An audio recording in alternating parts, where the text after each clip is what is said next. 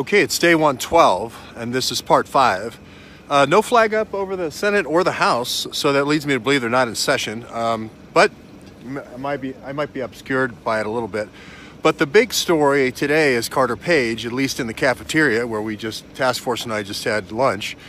Everyone's saying, oh, God, didn't anybody know he worked here in the House? He worked here in 92, 93 in the Clinton White House. He worked in Capitol Hill. He worked over at the Navy part of the Pentagon, Navy Intel Non-Proliferation, NNSA at the Navy before they got their own building. Oh, my brother.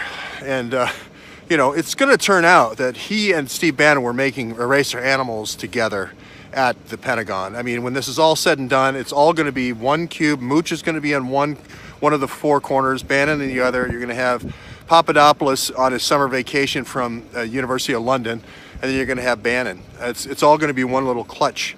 And they didn't get the high cube divider. They got the low cube divider, so they had to talk. So this whole thing is going to go back to something that silly. But now it's spilling out. Gateway Pundit ran the story about 92, 93, 94. Pretty soon somebody's going to pick up the San Diego story where Imran Awan, director of strategy, whatever that is, Omar, who knows where Imran lives and is always in the house where Imran's supposed to be, he is going to be hiring Carter Page in 2000 to 2004, somewhere in there. That's going to come out.